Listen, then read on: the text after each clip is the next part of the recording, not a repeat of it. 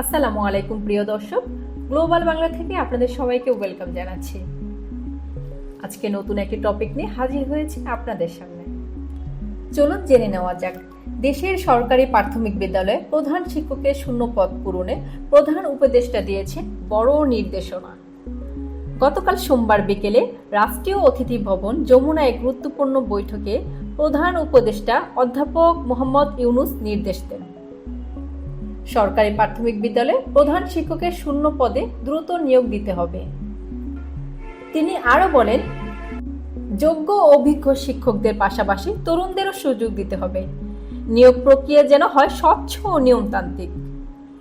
পিএসসির সঙ্গে সমন্বয় করে দ্রুত নিয়োগ বিজ্ঞপ্তি দিতে নির্দেশ দেন তিনি। এছাড়া বদলির নিয়মে পরিবর্তন আনতেও বলেছেন, যারা সুপারিশের উপর নয়, নিয়ম অনুযায়ী বদলি হয়। এছাড়াও নারী বান্ধব অবকাঠামো, নারী স্থপতি অংশগ্রহণ এবং স্কুলগুলোতে ইন্টারনেট ও মাল্টিমিডিয়া শ্রেণীকক্ষ চালুর দিকেও গুরুত্ব দিয়েছেন প্রধান উপদেষ্টা।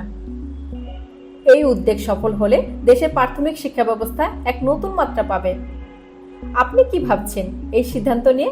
কমেন্টে জানান। ভিডিওটি ভালো লাগলে লাইক দিন, চ্যানেলটি সাবস্ক্রাইব করতে ভুলবেন না যেন।